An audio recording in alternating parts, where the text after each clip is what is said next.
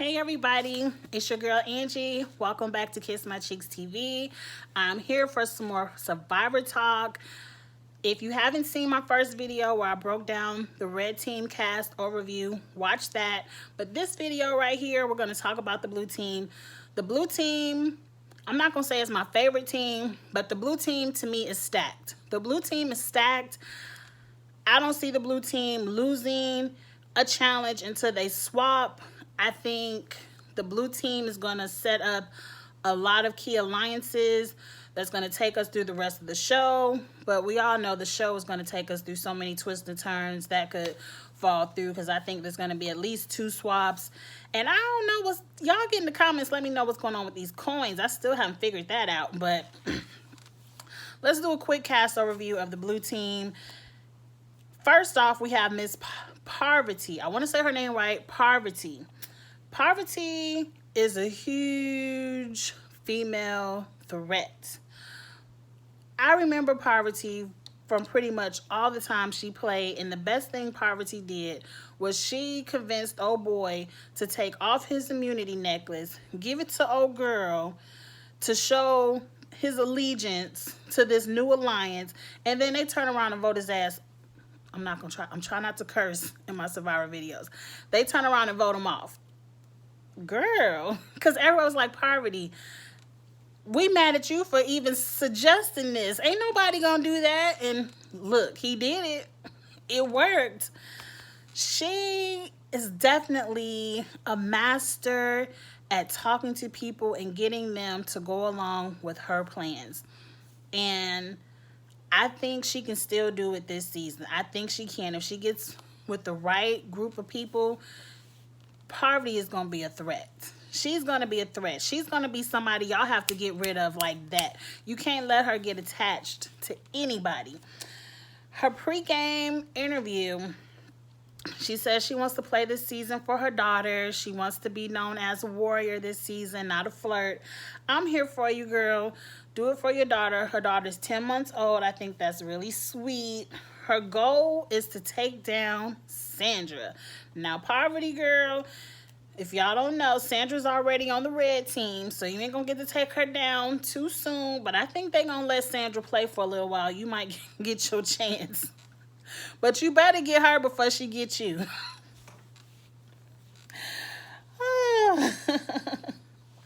Her goal is to find an idol this season without a clue. And I never realized that back then they gave out so many clues to immunity idols, where now I can't remember what season it was, where people just start walking up finding idols. Like, let me stick my hand in this swamp. Ooh, an idol. Like, I didn't even need a clue. And then finally, people were doing it so much, they just quit giving out clues. Like, y'all take yourselves on out there and find it. Parvati says she fears Kim and Sarah. I feel like she should probably try to work with Kim and Sarah. Like, she needs big name females to work with her, because Parvati, if people see you pick up the lower name females, I mean, just not lower name, but people who aren't as big of threats, you try to wrangle them up, they gonna say, oh, there go Parvati trying to get her little group, little Black Widow #2 together. She gotta go. So you need to surround yourself with some threats. But I'm very excited to see what Parvati does now, because she is one of my favorite players of Survivor, and I just don't know what she's gonna... I mean, we've seen her work her magic on All-Star seasons and, you know, heroes versus villains, so she can work her magic amongst returning players. So this game might be made for her. But let's move along. Next we have Adam. Adam, I really like. I mean, his pregame interview was amazing. He has a lot of good strategies. He's really studied the game. He's a super fan. He studied the players who he thinks is going to be in the game. And I like how Adam said it. And he did say this on his season. He said, Jeff, my goal is to play Survivor, win, come back, and win it again. And I think he can do it. A lot of people, like I've been listening to a lot of Survivor podcasts. A lot of people have written Adam off. They're like, no, no, ma'am, he's not going to win it. I think he can do it. I think he's going to be underestimated. He wants to be underestimated. And I think that's going to keep him under the radar long enough to get him a team together, and then they pounce. I'm here for Adam. I really enjoyed his game. A lot of people try to knock him and be like, oh, he played the sympathy card and told everybody his mom had cancer and that's why he won.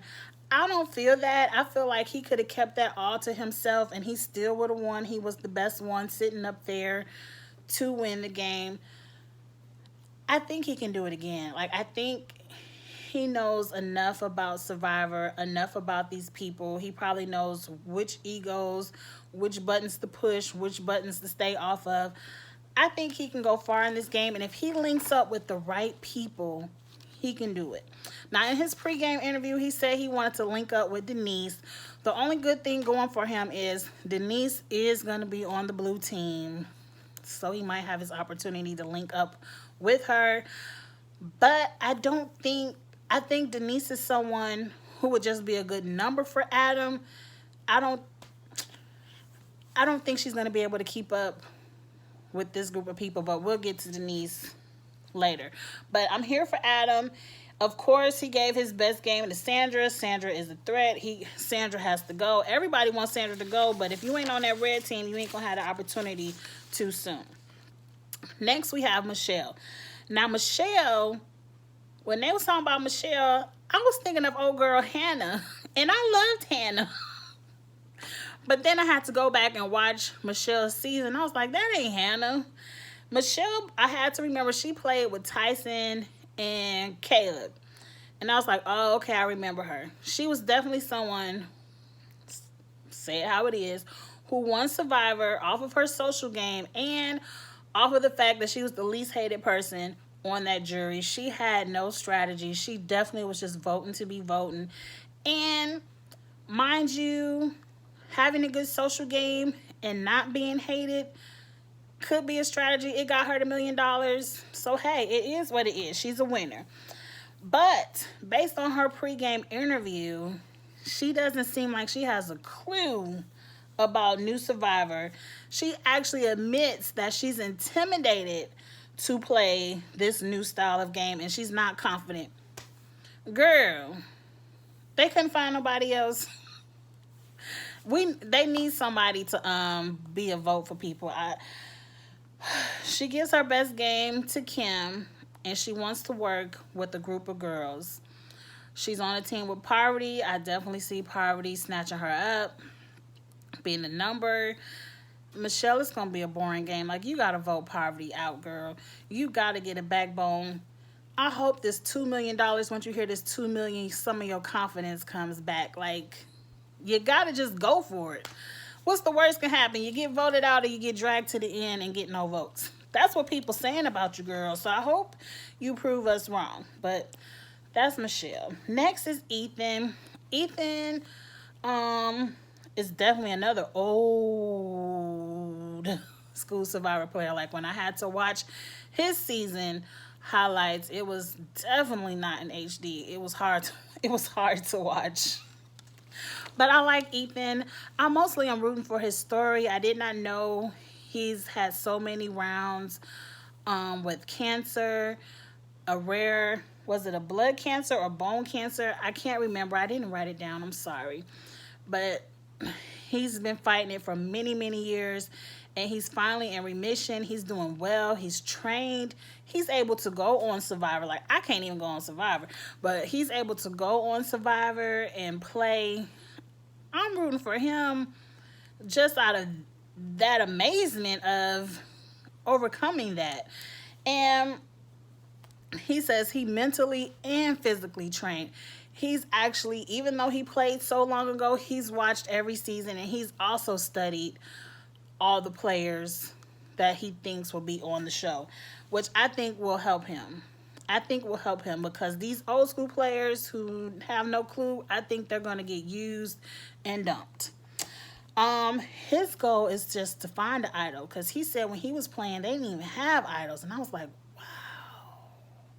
like, I don't even remember that far back. Like, my memory is not the best, and I'm not that type of super fan that remembers everybody's name from every season.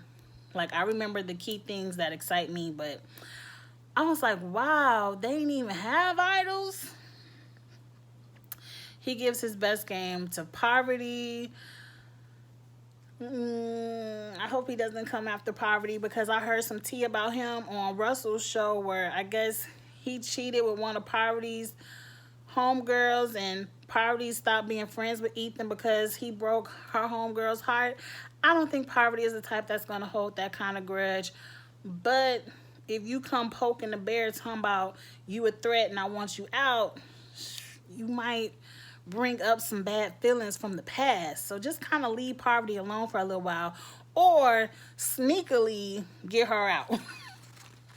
But don't get Poverty out. Like, I want to see Poverty play for a little while, but it is what it is. Next, we have old girl Denise. Denise was the sex therapist. I remember her being a sex therapist. I remember her being able to confidently talk to people and calm people. And I think that's a very good quality. I think that's going to help her when she's talking to all these people clashing with their egos and stuff. I think she's going to be able to calmly be able to calm people down, and they're going to go to her for that therapeutical moment that they need. So I think Denise is going to stick around. I think people are really going to like her. She's also the oldest one, and she kind of wants to be the mama bear, and I don't think that's going to work. People, they got their own kids. They ain't looking for no mama bear. But I think Denise could be looked at as a huge physical threat, but I think she could fly under the radar. She also says she's a bad liar. You got to work on that, girl. I hope you worked on that before you went out there. She also is another one who got Kim's name in her mouth. Kim. I hope your eyes are wide open. Denise is the one who Adam wanted to link up with. Seemed kind of boring, but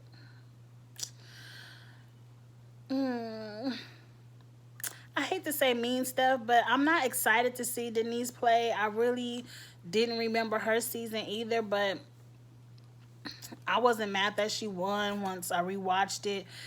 And she's just not someone who I'm excited to see play. So I don't want her to take somebody's spot like Kim or Poverty, who I am excited to see play. But we just gotta go with the punches, y'all.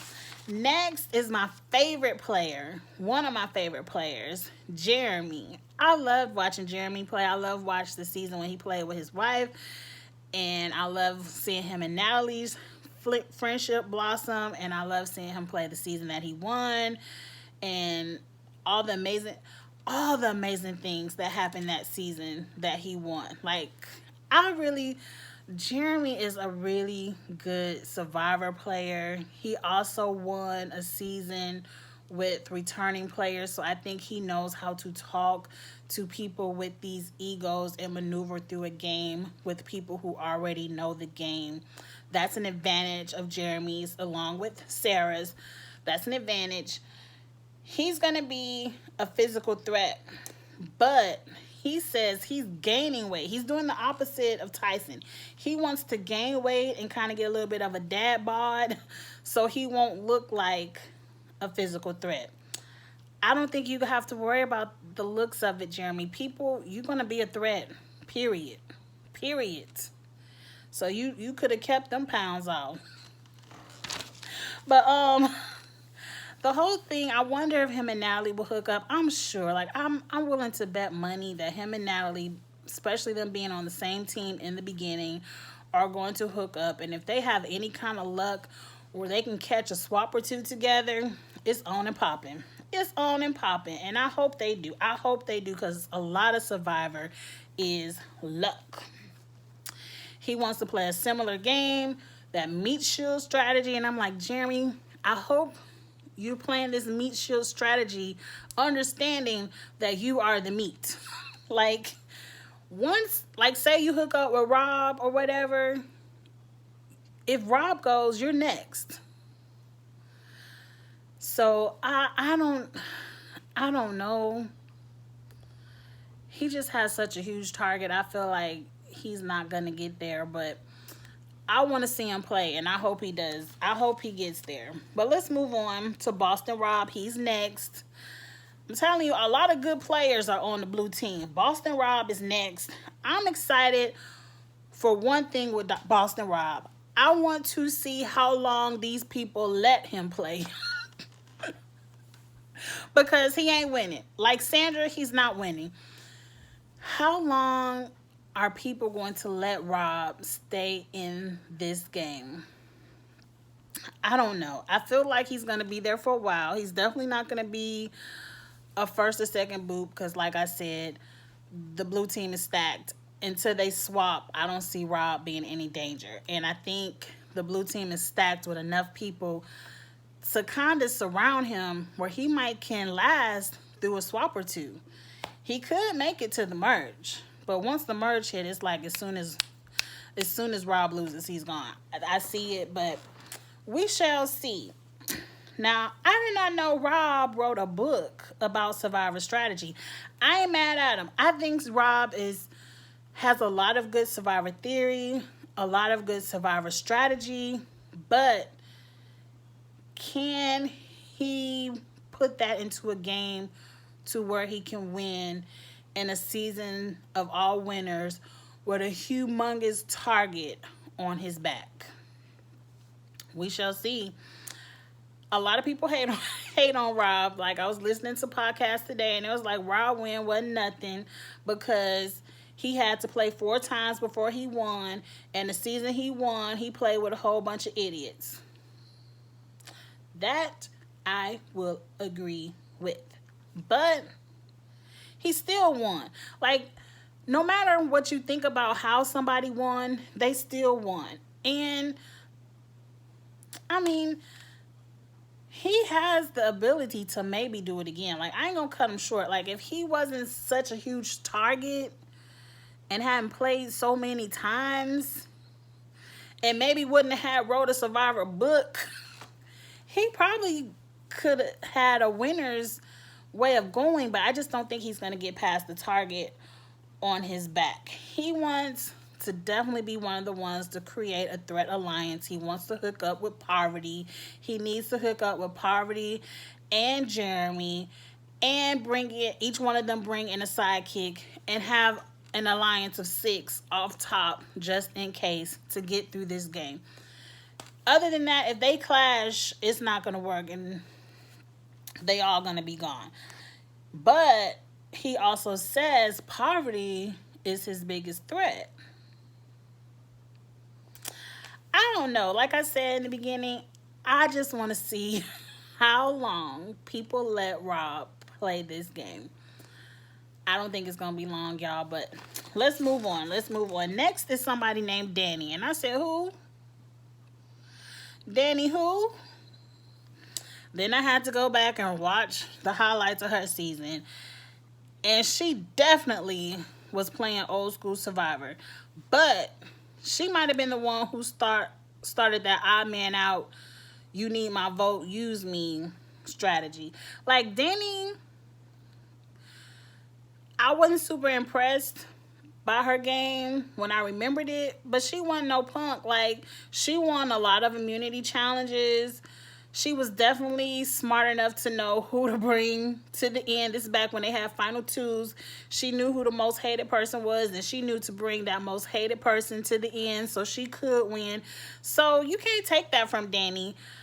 I ain't mad at it. It did take me a long time to remember who she was, but when I watched and I saw her game, I wasn't mad at it. Now, Danny, I don't see it for her in this game because she's not really here to play. She says she's here because she needs a mental break from life. It's a lot of tragic things going on in her personal life. I feel for that. I ain't even gonna mention it all. Watch the interview if you want to know her personal business. But it's a lot of tragic things going on in her personal life. And she says, I just need a mental break from reality and let's try to make this money. She doesn't have any strategy going into the game. She just gonna wing it. That ain't gonna work. She could be one of the ones who's so out of the game where somebody just picks her up and takes her to the end as a finalist who can't win. I don't know. But she did say, out of all things, she ain't letting Sandra win. Like, she don't care what Sandra do. She ain't getting $4 million. $4 million. Let's move on from her. Next is another one of my faves, Miss Natalie. I love Natalie from The Amazing Race with her sister Nadia. And her 20s and all that. Like, I love Natalie when she came on Survivor and showed me her strategy. Definitely love Natalie. Natalie is someone, and she even admitted to it in her pregame, that she needs a reason, kind of like something to anger her, to motivate her to get through this game. Like, she was motivated by them getting rid of her sister Nadia. But really, when they voted Jeremy out that season, she was really motivated to get revenge for Jeremy, which she did, and she won the game.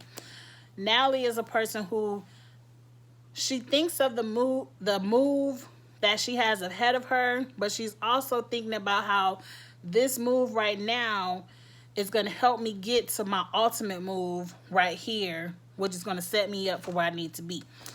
I like Natalie. I like the way she thinks about the game. It's definitely an old school way of playing Survivor, but I think if she hooks up with Jeremy and she's a fast learner, she can get hip to the new school way of playing Survivor. But I think Natalie is one who runs her mouth too much. Her mouth may get her into some trouble. She definitely may clash with some people, not on no ego type of thing, but definitely just the chit chat type of thing. And Natalie is a CrossFit instructor. She's definitely going to be a physical threat out there. So I think she has an uphill battle. But if she can get to be a part of this threat alliance and get her homeboy Jeremy to kind of insulate her a little bit, I see it for Natalie. I see it for her. But one thing she said that worried me in pregame is she wants an all-girl alliance. That ain't gonna work with the girls you starting off with on the blue team. All you really gonna have is Parvati. Drop that now. Please drop that. Get with your boy Jeremy. Become a part of the threat alliance with Parvati. Maybe stick close to Parvati, but you're gonna have to be the one to know when to cut all these big threats, and you be the last one standing. Other than that, you're gonna be gone. But let's make this quick. Ben is the last person on the blue team. I like Ben. Like, to me, he have a lot of haters out there.